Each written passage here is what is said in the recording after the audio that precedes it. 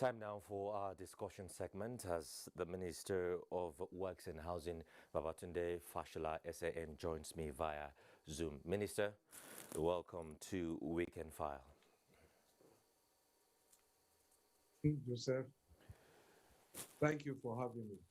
All right, so Honorable Minister, can you give us an overview of the objectives of the federal government and the ministry in implementing the National Housing Program? Oh, certainly. The National Housing Program is only one of the multiple interventions of the federal government in the housing sector. We also have site and service schemes where we are not building houses, we are only building infrastructure, roads, providing electricity and water, and the uh, allottees build the houses themselves. We also have mortgage support schemes where the Federal Mortgage Bank provides mortgages to citizens who are contributors to the National Housing Fund. I think in parts of your report, you have shown that they have disbursed about 51 billion to 6,539 people thus far. And we also have the rent to own scheme and also the home renovation loans, again under the National Housing Fund. Of course, we have the issuance of certificates of occupancy on federal government land to facilitate those who want to buy already existing land or who want to sell already existing land in order to acquire houses. And of course, we grant consent to transactions for sale and purchase of existing buildings. Finally, we have land partnerships where some of our lands are given to private sector to develop on a profit sharing basis. So it's a multi-pronged approach to the housing, to addressing the housing challenges. But states are also playing because they own more land. But more importantly, the private sector is now playing a much more important role, buying, selling, building, and allocating. And this is what we want to see. For some reason, the uptake has increased during the Buhari administration, and I think we are on the right track. The other point to make about the National Housing Program, which is the one that was shown in your report, is that, as you heard, some people have talked of phase one, phase two. We're building them in lots. So we're not taking a lot of land. When we started, I told the governors that we will not take land that we will not use, unlike before where governors gave massive tracts of land and nothing happened. So we're taking just 5 to 10 hectares per state, as much as they can give us. So in some places, we are now in phase three. In some places, we're still in phase two. But in almost all the states where we have land, we've finished phase one. Most of phase two has been finished. What is left in most of the phase two are the electricals and the infrastructure. Okay, Minister, talking about states, you did mention that the states are keen in. So in how many states do we have the program on? 34 states and the Federal Capital Territory. Okay, that's interesting. So what is the level of completion of the houses now? Well, as your report shows, many of them are finished. The ones that are not finished are the new phases. Maybe in some cases we started phase two late. Maybe in some cases we are starting phase three. Or many of them are finished really, except for the infrastructure, the road network, the drainage, the connection to public electricity supply in some cases, and in some cases the water supply.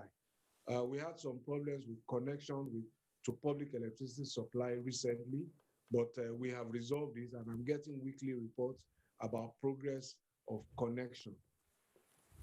Okay, Minister, how accessible, let's talk about accessibility now. At the end of the day, this is going to be for those who do not really, have so much. Let's take me for example. I mean, I'm a public servant. Well, how accessible will the housing program be for the citizens, like someone like me? You heard our controller in Edo saying that the process of allocation has not been made public. That is true. The reason is that we want to reduce the human interference. We don't want to sell forms to people. We don't want to deal with complaints of I didn't get a form, I can't buy a form, somebody asked me to, to help me and all of that. So we're using an internet portal. That portal is almost ready. Um, what has delayed it from last week when I checked again is that we want to upload current as built photographs of each property onto the website so that when you are actually choosing, you are choosing as real as you can see from your laptop or from your handheld device what is on the site. We are also installing the layout plans of each estate. So once you bid for a particular plot and you have paid for it, it is no longer available for the next person who wants to bid. Almost something similar to buying a ticket on an airplane. Once it's sold, it's off. So these are the processes we're working on to ensure fairness, openness, transparency, and leading ultimately to the accessibility that you talk about. Thank you very much, Minister. Let's just take some messages at this point, and when we come back, we will rejoin you to talk more on the subject matter. Stay with us. All right, let's rejoin the Minister of Works and Housing, Babatunde Fashola, SAN, as we continue our discussion. Minister? Mr. Johnson. All right, so just before that break, we were talking about accessibility. Let's talk about payment now. Just tell us about the mode of payment for these houses. Okay, first, I think it's important to make this point that at the time that this country was earning unprecedented revenues from the sale of crude oil at over $100 per barrel of oil. There is nothing of this type on a national scale to which those resources were committed. And why this is important is to show the commitment of the Buhari government to the improvement of the condition of the ordinary Nigerians. As tough as it is to raise revenues, sometimes, in fact, oftentimes having to borrow, but the commitment is unflagging. The resolve is there. Now, some of the reasons why we have had these lapses in completion, if you like, is that as you have seen, we're using local contractors. Again, part of the local content policy of this administration, using local materials. So many of them don't have the capital to expend in advance of what government can release. And therefore, you see that anytime when the Ministry of Finance puts together the money from borrowing, from taxes, from everything, and releases go to the ministries, then the contractors get paid, then they go back to work.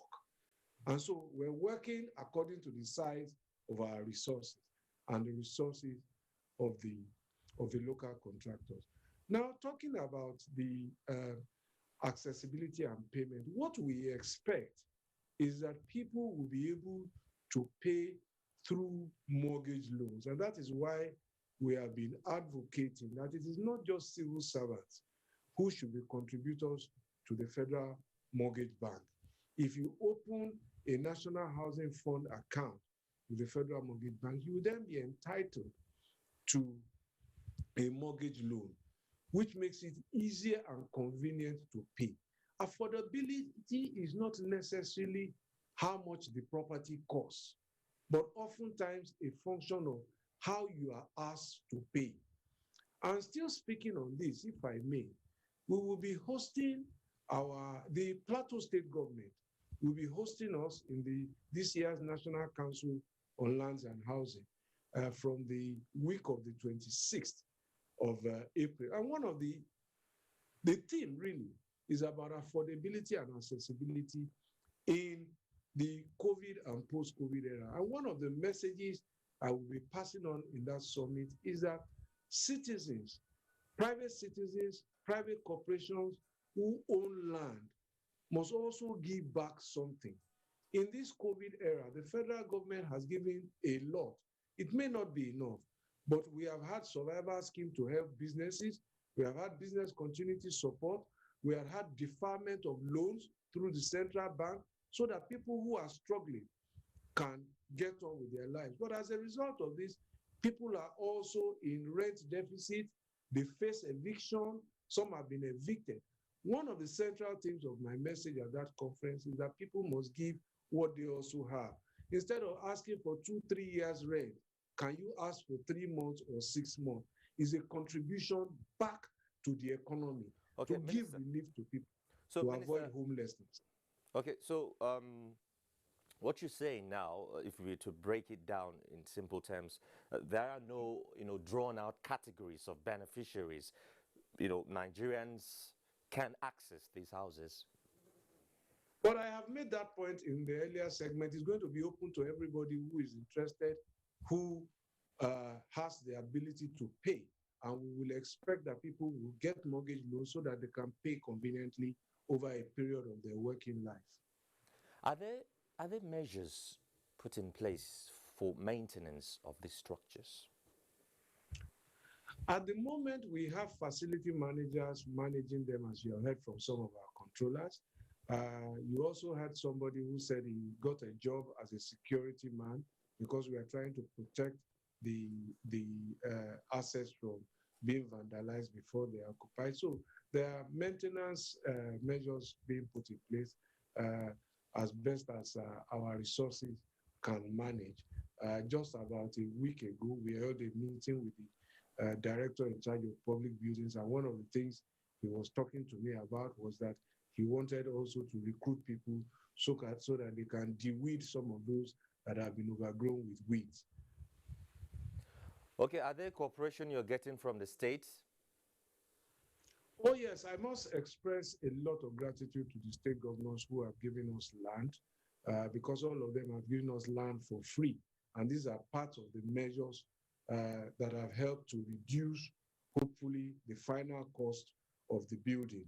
So I hope that some of them will also encourage their residents to apply because they will be entitled, or some of their workers, as the case may be, to apply when we open the portal, which will be done in the public space in a matter of weeks from now.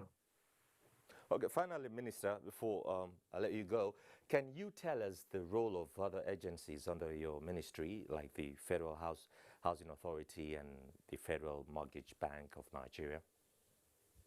Oh yes, as you know, the Federal Housing Authority has had a reputation of building large towns like Festac, like Gwarimpa.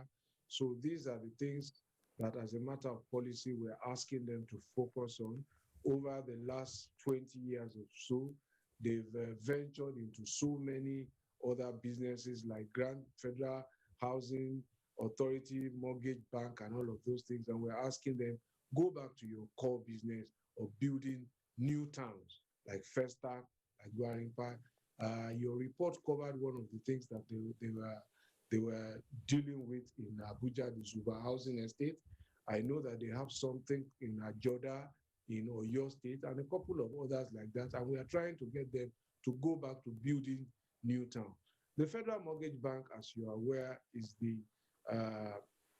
apex mortgage bank for the country, and they pull together contributions under the National Housing Fund and then on-lend it to